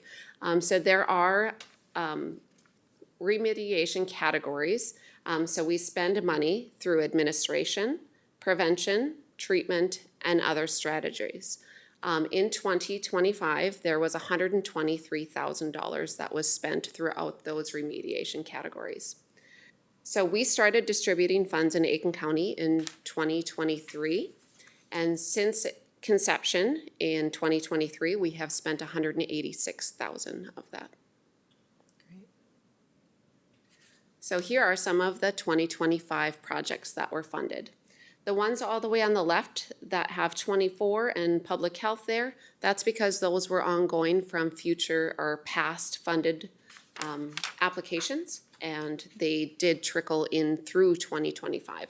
One of those being the Tall Cop presentation that was applied for in 24, but the presentation wasn't until fall of 25.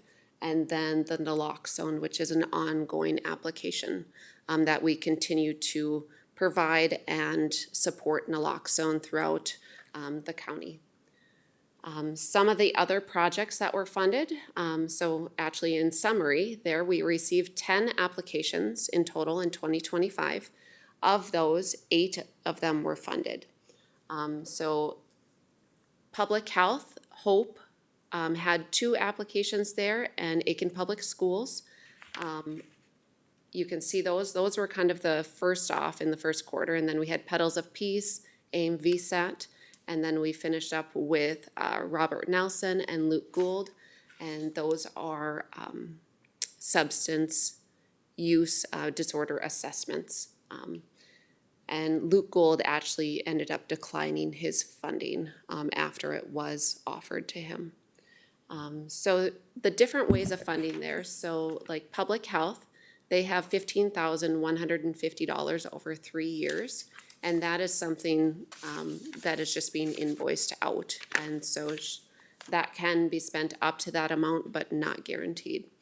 Like Hope had the empowerment and support programs, and they were given a one-time payment of $20,000 to support those programs. Aitkin Public Schools uses their funding for an interventionalist, and that is $80,000 over 3 years. That is an invoiced. So they send us an invoice and then we repay them with that. And Kelly, if I may ask, Yeah, does part of your wages when you work on this come out of this? yes, So yes. we are capturing Yep, part of that for our admin fees, right? correct. Yep. So this number here included the administration fees. So of the opioid settlement funds, 10% of that can be administration. It cannot go over that. Right now, we're sitting at about 7, I believe. Mr. Chair. Dave? Just on, This one? the one that said, had your total funding, the one that had the, yes. This one. So funding distributed since conception, that 186. On projects that have multi-year, Yes. do you subtract, or do you add that into that number right away, or does that tick over time? Like that $80,000 to the school district for the interventionist, not all of that has been spent? Correct. Does all of it or just a portion of it show up in? Just the portion. This is what has been spent. Thank Yep. you. And to clarify, I'll ask you this. We capture up to 10%, right, for the administrative thing. When we give a grant out of this program, like to the school, $80,000 to District 1, they don't get to use, they don't get an administration admin fee that they can subtract for their wages and stuff. That all goes for the purpose Education. of the education, right? Right. I mean, in the case of ISD 1, that is actually going towards funding a personnel to help. They are doing a program. So once a kid is actually caught vaping or with another substance, they are put into a program. And that is what the interventionalist program is. And so in Commissioner Sample's comment of it actually going towards administration, in that specific case, it does help to fund that personnel that is teaching that class. Mr. Chair. Commissioner Westerlund? So Kelly, do we have, places where you can get naloxone? And is it free? And is it available to anyone? Yes. So as you know, naloxone has been something that has not been overly accepted by Certain all people. walks of life. There you go. So yes, it is available.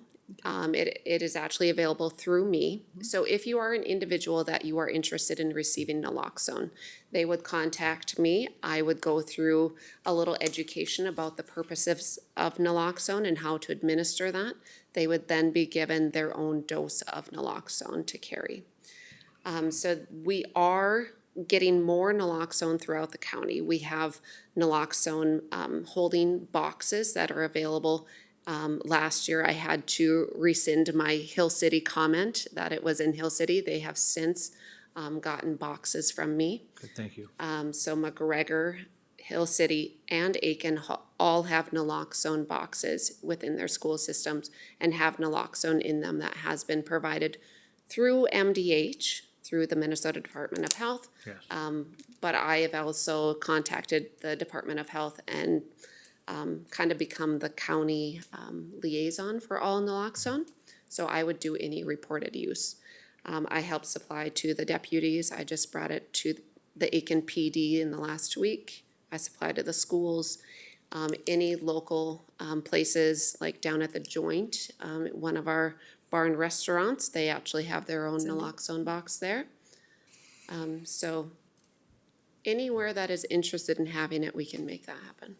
And maybe that should be more made aware of, through certain restaurants or bars or, you know. Absolutely. It's all, Yep. I mean, that, a good way to spend some money. I mean, I think doesn't it expire at some point, though? It does. It's Yeah. about 2 years. Oh, Yep. that's not too bad. I was thinking 6 months. Yep. Okay, just, thank you for Yeah. that. So definitely something that we're still working on, still trying to grow, but we don't want to push too much because we don't want to get trying to grow it Get the gradually. stocking. And as the numbers continue to increase, you saw that 24 drop. People are going to start noticing that this is making changes. It's making positive points, and hopefully it's going to be better received. Yep.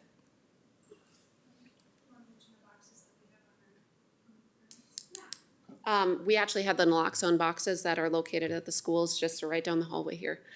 You can see it right next to the AED. Yep. Yep, we have one on third floor here, first floor. We have one by the court systems. We have one at Health and Human Services. So they are throughout the county buildings here as well. Awesome. Kelly, sort of a random question, or go ahead. Nope, go ahead. Oh, I'm going backwards. Just kidding. Any other I've been questions on the getting past ahead of slides? myself too much today. The pharmaceutical companies, the suppliers, Yeah. this has been a reprimand, financial reprimand. Has there been any type of reprimand, for lack of a better term, to the prescribers? I am not 100% aware of, you're talking physicians or personnel with prescribing rights, whether that be a nurse practitioner, MD, you know, whoever that would be. You know, To I'm my not, knowledge, there has not been, but I just was curious. no. I mean, I do believe that the ability to prescribe has been followed, but whether or not there's actually been repercussions from them over prescribing is what I'm not aware of. Probably the restrictiveness of quantities is really, I would imagine. Yeah. it's more And I think just the overall talk of it has probably reduced the prescribing, and I think that they would like to not lose the prescribers as a provider, but more educate them in the purposes behind which would be a decreasing that. cool way of doing it. Yep. A cool way, huh? And that's it for me. Commissioners, any other comments or questions? Just like to say Kelly does a great job. job. Yep. She does. Well, Thank you. I think our health department is getting to know us too well when we ask a question, but, oh, it's on a couple slides up. They know what we're gonna ask. So, good job. Excellent, excellent report.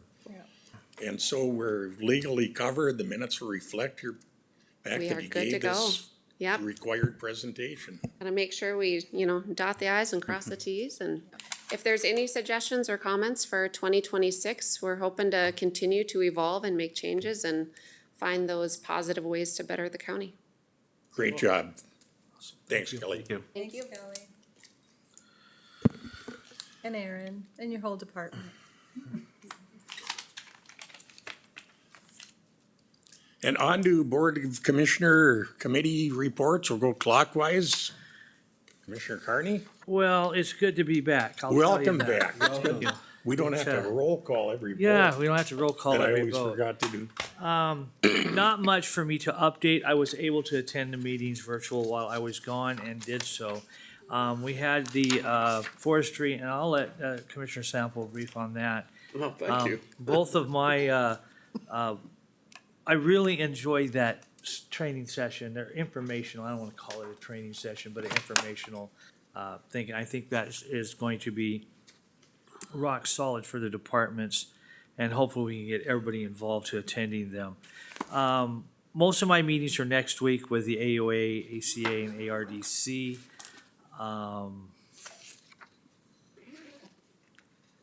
Yeah, I think that I don't really have much to update. Let me check my notes real quick. Yeah, that's it. And then we have the planning commission on Monday. Okay, I'll let it go with that. Thank you. thank you. Commissioner Sample? Well, the forestry that my brethren, commissioner Brother in here, arms.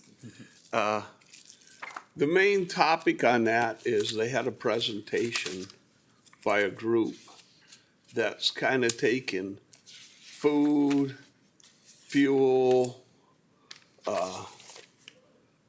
the whole works.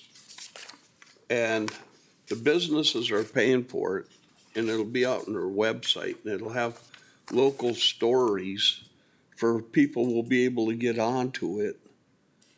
And they'll know where all the gas stations, all the places to stay, all the food. And it kind of goes good with what the county spent a lot of money already on the Naturally Better scheme. This is just kind of fine tuning it and making it private. So that'll work. That was, that and raising the campground fees. Our campgrounds cost the county to run them every year. And when you look at Itasca County, Mille Lacs County, St. Louis County, Cass County, our fees are about half. So the discussion is coming up on what are we gonna charge? Maybe it's time with the cost that we come up some and we're still cheaper, but, and by the way, that campground will be on this new website. So it's some of the things they're looking at, you know? They had a bad year in logging this last year, so our revenue's down from that, due not so much to weather, but to the mill shutting down and not buying. And that's kind of hurt our logging industry and our sales, our timber sales. So that was kind of the highlight of that meeting, unless I missed something, Mike. Nope, that's it. This is being put on by the Voyager. It'll be a website. It's gonna be all inclusive. It's gonna be really great. I already plugged into it. Just go www. And the flyer there. But it encompasses everything. Airbnbs, food, stores, service stations, services, anything that you can think of that Run you us would out of need. business? And the businesses just buy into it. So it's being Well, who's funded Minnesota by the local businesses. So I think it's a great project that the Voyager's taking on. And my next thing, I would like to commend our administrator. For 4 years, been asking, when can we sit down with the band and have conversations? And thank you, Dave, for setting that up. And, you know, it was kind of hesitant. Everybody's kind of, so I broke the thing on something I'd already knew and understood. They're talking about the elk herds that over in Carlton County. It has nothing to do with the Mille Lacs Ojibwe, but yet they named the two herds Palisade and Jacobson. Yep. Not like they're not gonna migrate, they already figured they're gonna migrate. We're already here. And the band was like, we haven't been in them talks. And I had went to that meeting and come back and had requested that their DNR guy from the band come give us a presentation. Well, I found out at our meeting, that guy from over there passed away, and it fell by the wayside. And I know Dave is gonna check on that. But that was a common ground, I thought, that kind of broke the ice, where they had the same questions and they weren't even bought into it. But we've agreed to continue having these meetings going forward, and we know we're gonna have some tough subjects. We're gonna have the subjects with the mining. And we agreed that we can disagree and not be enemies. That's right. We still have a common core or goal to work on. The healthcare that the county gets stuck on, we get stuck with the bill because that's state law, even though they're band members. And them are all things that were just kind of bought out for future. This was more feel-good session, or a get-to-know-each-other session, where, you know, I had questions about how their reservation or government was set up, and they were explaining that. And Chief Wynn didn't come, but his head political advisor, I'll say, was there, department head, and I thought it was a good meeting, and we agreed that we have subjects that are in common for both of us, and that there is things that Dave ran into when he was in Pine County, where they funded some things that helped, and we need to have them discussions where it just don't go to Pine County. Maybe you guys can do it in Aitkin County too. And I kind of think that was it just opened up the lines of communication to go forward. And if you got anything to add to that, Dave, please. Yeah, thank you. I would agree it was a good first meeting, and, you know, a lot of it is just starting to establish the dialogue and the trust. One difference between here and Pine is the work of corporate ventures and the casino, which create, you know, in Hinckley, there's a significant Mille Lacs Corporate Ventures presence, and there's a lot of business activities, which, when it comes to economic development, that is one area where we tend to more readily align with the tribe, you know, because we all want good paying jobs, we all want a safe community. And so I think those, you know, it's gonna be a little different conversation here, but I'm excited that we're off to a good start, and we've got our next meeting scheduled for June 2nd. Thanks again for your initiative. Yeah, tremendous, thank you. My next thing is Congressman Stauber came to the district. He visited Angie's Acres and had a great conversation with them. But at that meeting, he told me afterwards that Tamarack Sewer and Water made his final cut. It's on his Good. 13 projects he gets for the district. And The congressional directed spending, yes, he gets 13. Tamarack made that cut. And I hounded him about Palisade too. We can't forget about our neighbors in the 5th district.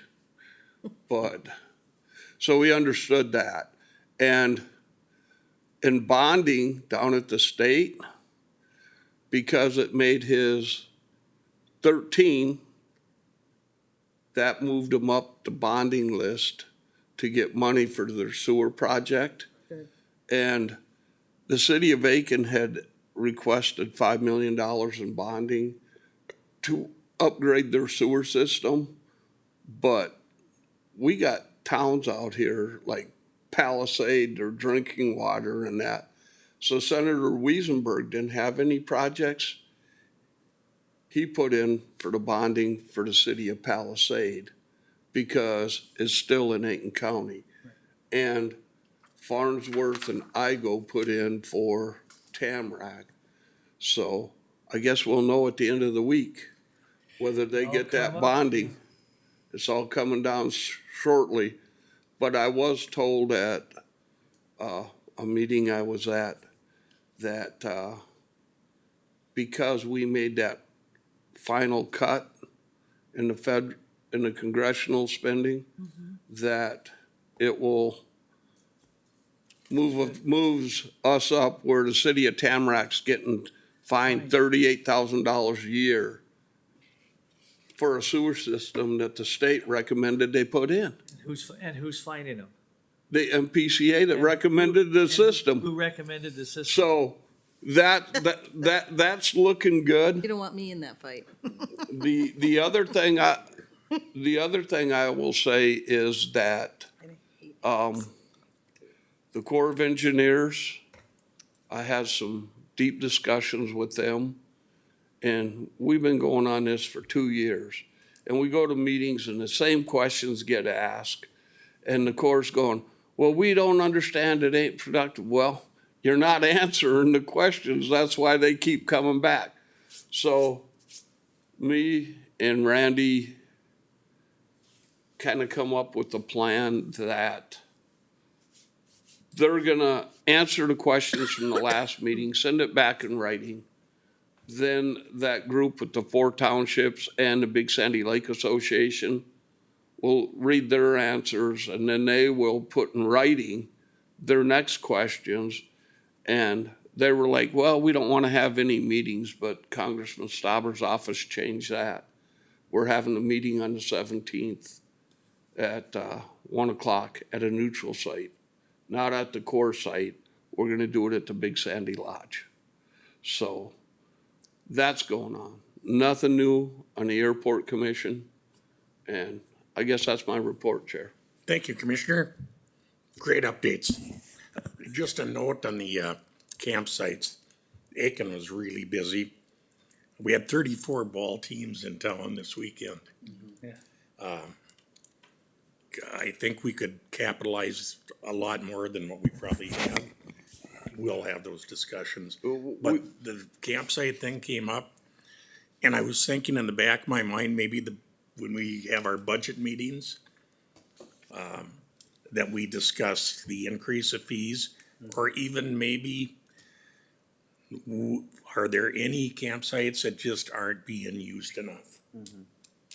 And they know that the Snake River campsite, that's they say it's getting used, but the problem is it's so remote that it's costing so much to go mow the grass, to go get the garbage pickup.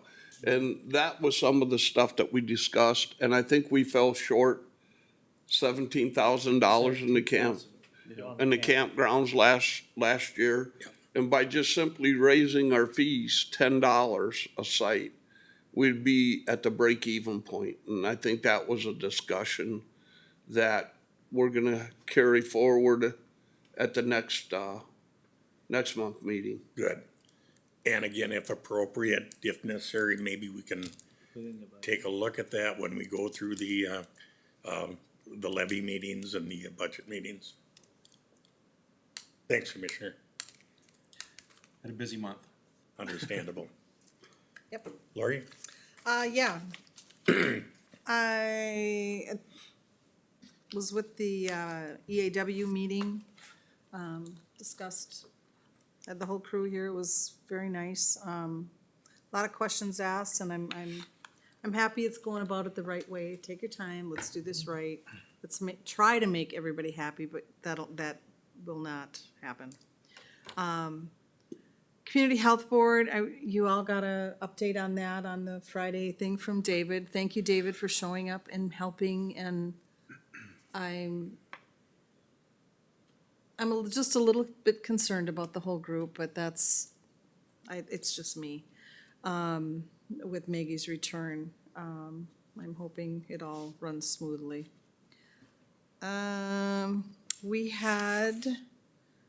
Attended the 4-H group last Monday. Yep. A lot of things going on. I was concerned that I hadn't heard anything about the spread of the oak wilt in Minnesota. I think that all these, like my road, we had a lot of oak trees cut down and a lot of pine trees cut down by a logging company. I would assume they know about this and how more easily spread it is, but I'm not so sure. Maybe I'm just looking for ways to find another way to stop them from tarring my road. They have their budget, I could send it out, or I can give it to April and she can send it out for next year's, the 27 budget proposal. Are they looking at an increase? Yeah. Well, you know what, we have had, our programs are crazy. We have so many people and so many new groups on, the 4-H. She's busy. Sure, she's busy. And, you know, it's so worth our while to keep it up.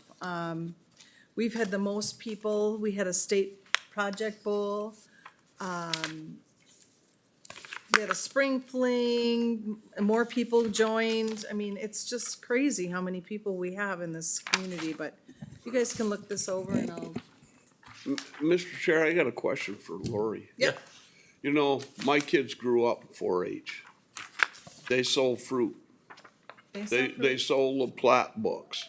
Yep. Is 4-H still out They there? sell fruit. They are selling, I think they're 2010 plat books for $10. They just never, I think back in the day when people used plat books, everything is online. They can find everything online they need to know. But, so I think they're not doing that anymore. May I see the budget thing? The form right there that you have right in front of you? Yep. Can I see it real quick? Yep. What they're talking about the increases are, and this is a discussion that we had Yep. previous 2 meetings before, is Sit down to Brett. the increases is from the University of Minnesota, not the program. Right. It's for their funding to pay for the representative and the help here at the county. But remember, we just did a huge increase last year. Remember, it was think it was more the year of before, like, wasn't I it? don't wanna use that word, but it was more like it was enforced. it was 2 Either years you ago. pay us this money, Yeah. or we're gonna cut the We were held services. hostage. You know, Very remember? similar, They said that. ago. very Yeah. similar to East Central Regional Library. Right, and so we need to just keep this on our radar, and I've explained to them, don't come back with another huge request. I don't think it's too huge. I yeah. mean, it's $3,300. Yeah, But so. I We don't just know, need to if you keep that see in what there, these yeah. people, these people are doing, it's incredible what our 4-H leader is and doing. a lot of them are volunteers. Yes. Mr. Chair, 2 comments. And this is building on Commissioner Carney's point that there's a contract between the county and the University of Minnesota Extension of which we have indirect, we don't have any direct input into that contract. That's negotiated between an AMC committee and the university. And so that sort of is, the number is the number. Right. And then the county gets to decide how much of the service it wants to buy at that rate. Exactly. And then Commissioner Sample, to your point about when your kids were in 4-H, I'm guessing in that era, it was funded by the university in the state of Minnesota, not by the counties. And so it was never an issue. And, you know, to do some local fundraising, probably, I'm guessing, paid for some of the program Paid costs, for a lot of the programs. not the staffing, Not the which was staffing. covered by the state. Right. Or the university, I don't remember which, because that was before my time. University. The University. university. Yeah, so, I mean, they have so much going on for They those do. kids. They do. And they're great people. I mean, they're she's not a rock afraid to star. speak. She is They're a not- rock star. Yeah, she really gets them going. They're gonna be having, you know, a lot of state fair, I think record numbers of state fair people going. I'm looking forward to judging animal costumes again. Well, yeah, I hope so. And then you saw the update for MRC. Yes, We thank you have for that. another meeting in June sometime, or no, maybe sooner. I can't remember. Anyway, Mr. Chair, if I could add one thing to that EAW meeting. One of the big questions that were asked was the guy that's building this, if he's been straightforward and accommodating and done everything that they ask. I mean, to me, that surprised me. Cause we went been through by a few of these where they're just trying to slide stuff in and, I think he's done more than we. He's done stuff that we didn't even ask to have done. I Right, mean, and he's never on top argued. of it. He's got a great team working for And him. that's the Elm Island. Yes. yeah. Yeah. I just wanted to point that out, that was one thing I took away from the EAW. Yep. That was very surprising to me. Extension. They're good people. A Corey? lot of stuff. That's it. Okay, I think I'd reference Health and Human Service Advisory Committee meeting. Jim made an excellent presentation, but the main feature was the Developmental Achievement Center, the DAC, DACMART, Tammy Jo Johnson, who's the director, and Andrea Griffith, who is kind of their marketing PR person, gave excellent presentation, the overall operation of the DAC, what they do for their, we'll call them clients, and the implementation of the DACMART, where they are kind of self-funded. It was a good presentation, and I think you've probably been privy to that in previous meetings. Yeah. And I sit on that board, but they bought that new, By the or hospital. by the hospital, by Did the they new buy or are they apartments. leasing? No, they bought it. There was some confusion about that. No, they bought it and, That old wood builder or the? well, the hospital used to What's own that? it and lease it out. Oh, okay. There was a lot of Aitkin issues. County Growth owned Lot of it. issues Okay. Yeah, that they didn't, yeah. that was Like a fire discussed system, like all kinds of different things in the that unfinished were upper. never done. Yep. But anyway, it's that part of it's coming along, but I don't sit on that board as a commissioner. That's my favorite place to go. And they also mentioned the worm farm. Yep, the How worm could we farm. forget that? But it was a real nice, very well worms. received presentation. They have not heard any more on our airport terminal grant. It was scheduled to be decided mid-April. Then they said by the end of April for sure. Well, we're at what, May 12th, and haven't heard, but The Corps was gonna have us an answer 2 years ago, Mark. yeah. Well, Who was? snail pace of government, Oh, Army Corps. Corps of Engineers. Yeah, there you go. And I've just a note, been driving up to the channel. It's doing its job. When the Mississippi hit about 10 feet, it went up about 4 or 5 feet within a short period. Not a surprise, but I checked it prior to the uprising, and it wasn't flowing, which it shouldn't be. But now when it hit that 8, 9, 10 foot mark, it's doing its job. It's flowing.